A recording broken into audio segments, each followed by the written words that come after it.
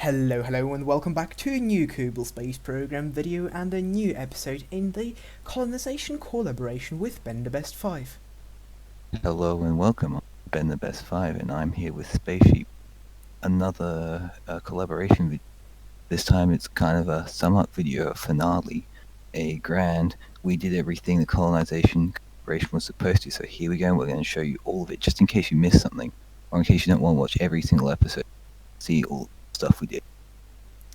Exactly, so we're starting here with actually something rather special with the booster that has landed pretty much a point landing at the KSC from one of benthebest5 episodes. But starting from here, we're actually going to do everything in a chronological order. So let's jump straight into the tracking station.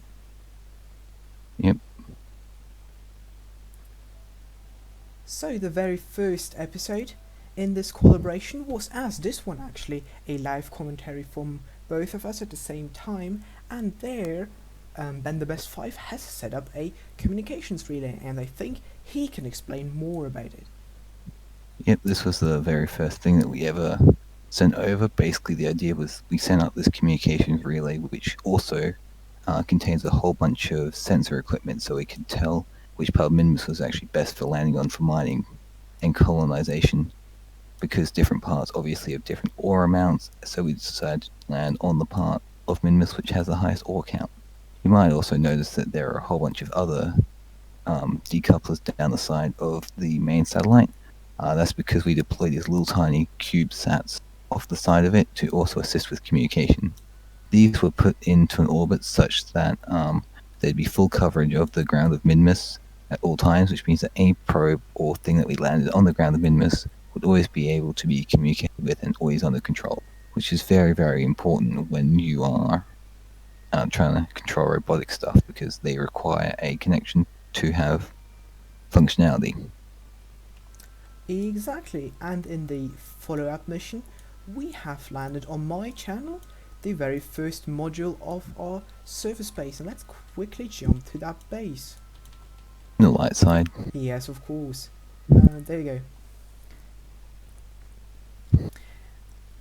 And following this first segment, the base continued to grow throughout multiple episodes with different segments. Got very big. Yes, with different segments being added from both of us. There's the SSTO. There's some Kerbal, some cool cars. There we go. Here we are. So the first bit's actually the one the most solid. That was the first bit. Exactly. So this one in the center right here, this is the very first segment, which added pretty much the core infrastructure to the base, but we obviously needed more things, so that's why where the other parts come in. So yeah, the next bit we launched was the thing with 4 passes the side, which looks a bit like a fuel storage depot and like it's connected by a fuel hose, because that's exactly what it is. It's in fact a fuel storage module connected by a fuel hose to the main base, so that we can in fact surplus stored up and being generated while we were doing other missions and whatever, because we could just run the IRSU and keep it idly running. So when we actually did dock something there, we could just fill it up instead of having to wait for for all the fuel to create, which saved us a lot of time and it was pretty useful. Exactly, and I personally really liked the idea of this fuel hose. This is something very unique. I haven't seen that before, so that's definitely very cool addition there. The next follow-up module was this crew section here, which provided... Because you always need a way to store your scientists. Exactly, to store your scientists, and just to give the Kerbal some more space than just the one module here and the other, how's that thing called? The lab, exactly, the lab over there. So with that, the Kerbals had enough room to stretch out the legs and just enjoy a bit their stay on the surface. And sleep. And sleep, of course. The next launch was actually not a base module itself, but was one of those, or actually two, of these little cars here. Exactly, and they actually... Pretty cool cars. Yes. I built these and sent them down, and they have working doors, which is a very cool feature, and actually have a working boot, trunk space, whatever you want to call it. And these cars have actually been optimized to drive in Minmus's atmosphere and across all sorts of terrain. So, yeah, I actually spent a while working on these cars just to make them work in all sorts of Minmus. So, yeah, it's a very cool cross-purpose, all-purpose Minmus buggy. Exactly, and there were actually two of them. To the other one, we're going Yeah. to skip in just a tiny bit. After that, there were In one two. mission, There were still two. hasn't been rescued. So there were two more modules added. The first one here, this crew escape segment, with 3 escape pods for the Kerbals, was sent on my part, and then the last actual segment of the base was again sent by benthebest5. The science module basically has a whole bunch of science experiments there, which are deployable, not deployable. Well, it carried the deployable science as well, but also carries kind of the hard experiments which need to be done by Kerbal. And yeah, we could do a whole bunch of science from the base, and also has those nice antennas, which I like to think are some early warning signs in case they need to hunker in the Kerbal bunker. Oh, and I accidentally broke one of them. That was my mistake, so all the blame goes on me. Yeah, so when only 3 survive, So the follow-up mission was with this beautiful SSTO here, which brought over the Kerbals that are now staffing the base itself here, and well, half of them are more or less here, and the other half went with one of the buggies, like we said earlier, to the next place that we are going to. and then the SSTO kidnapped them. Sorry, what? Then the SSTO kidnapped them and left the poor buggy behind. And this is the next step of our journey through the collaboration safe, and that thing just barely tipped over. Okay, interesting. And here's the robotic outpost. Exactly, and here's the second buggy. So that's where the other buggy went, and now you can actually see the doors. Driving trip. Yeah, it's a beautiful driving trip with all the Kerbals that's set up here. A beautiful small. Only slightly damaged. Well, yeah, so it has some lost a headlight here. but still, this was a very unique and interesting way kind of episode to get all the way up here. If you scroll out, you can see in theory if the kind of the physics range would go all the way down there, that's where the base actually is. If we turn on the UI, you can see the actual markers over there. But yeah, it just shows how good the buggy is if it can climb a cliff like that. Only lose one headlight. That's true, and actually the lost headlight was because we were driving too fast uphill and then kind of flew up into the air, even though there's no air, and then came down a bit too hard. But after that, like Ben already said, the SSTO came and kidnapped them and stuck them into a transfer colony ship that went quite far, actually, all the way to the icy expanses of Val, the coldest spot we could think of, and ask you guys in a poll. Because that's right, our viewers actually decided our destination because we figured we could either send our Kerbals to the hottest destination we could think of, which was Moho, or the coldest destination we could think of, which was in fact Val. And the polls came in, and it was a majority which voted for Val. So we decided to send our Kerbals to Val. Exactly. And just as a small fun fact I just remembered and completely forgot about, we actually have something very interesting to show that is still around Val. Yep. The garbage pod. That was such a great idea you had there. Yeah. Not totally serious, but also pretty cool. It's basically a torpedo filled with ore, but for the purposes of realism, we claim that it was full of the excess garbage that they produced, which couldn't just be ejected and had to be ejected in some. I know, just for a cool little pseudo realism aspect. Exactly, and on the way kind of to Val, this segment of the colony ship was used as more or less the storage area for necessary supplies. And before leaving, we then dumped more or less everything onto the surface, and it went boom, so there's nothing left to show. Yeah.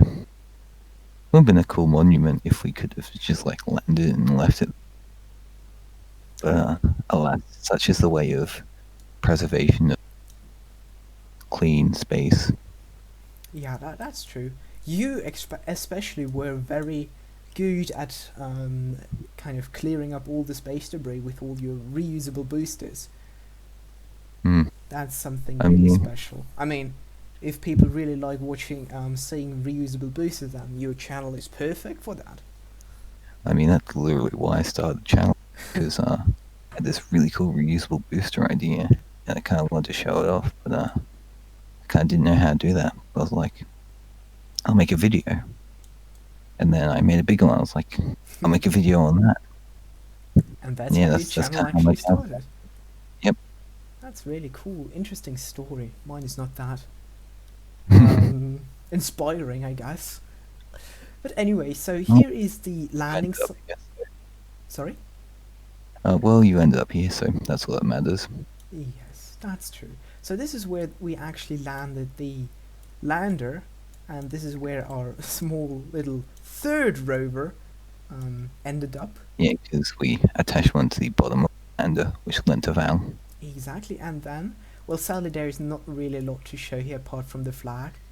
And Tylo there in the distance, that looks awesome. It's pretty cool over the horizon. Yeah, that's really that's a coincidence, but that's a cool coincidence there. Anyways, well, we landed on the surface of Val, took this nice little rover, and drove around, and found one of these. Guys, yes. Do some science. Exactly, and I mean, there's no better place to put down your surface science experiments than right next to one of those special surface features, right? There's something you've got no idea about. Exactly, yes. After that, we were still driving around a bit, but there was nothing else left on the surface, so we... I mean, the only thing we know about guys is if a Kerbal jumps it, they don't die. Yeah, that's true. That's an experiment we did here. That's definitely worth having. That's science. that's Kerbal science. And with that, we are actually, as far as I can remember, through the entire safe. Or do you have something else to add? I'm pretty sure that's everything we covered in the in the series. Exactly. We built a base and then used that base to send a ship long distance, kind of like the lunar gateway around the moon is in real life. You know, that's kind of the concept. But that doesn't have that's an orbital base instead of a ground base, but fairly similar concept here, you know. That's true. And well, after we kind of landed here on Val and went back to orbit, everything had more or less remained off the lander and the colony ship either crashed back into Val because, well, not leaving space debris, or burned up in the atmosphere during re-entry on Kerbin. So yes, that was a very fine. Oh boy, that was really something I personally was really surprised. I can remember in the old days, or could remember in the old days of Kerbal Space Program, if you had a heat shield, well, you were okay. And we all learned something. Yeah, but now it actually, you do blow up with a heat shield, so that was interesting. But I do like actually this change, but I don't remember when that change came, so... Anyway, we hope you've enjoyed the series. Exactly. It's been pretty fun. It was a lot of fun for me, and probably for you as well, right? Oh yeah. So yeah, and I think right now... And we hope you guys watching enjoyed as well. And we hope you subscribe to both of us and like all of our videos. No, that's right. We expect every single individual viewer to go through every single one of our videos and click that like button. If we don't have, I don't know, 200 likes on every single video, I'm personally going to be disappointed. That sounds like something you can do right now, right? Well, you as the viewer. And yeah, from my side, pretty much the same thing. I really hope you have enjoyed that, and be sure to check out the episodes. Well, there is a playlist, or will be a playlist linked in the end. There will be a playlist on the screen about now. Yep. Yes, It exactly. will contain all the videos we did on this, so you can go and watch them if you haven't already, which I highly recommend you do. There's some pretty awesome content in there. Yes, definitely. Um, Other than that, thank you for collaborating with me. It's been a pleasure. Same for me. Thanks a lot. And for the viewers, thank you guys as well for watching. And see you guys next time on Ben's Wait, channel.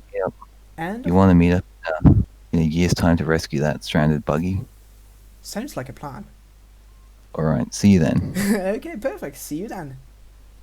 All right, have a good day, everyone. See ya. Spaceship signing out.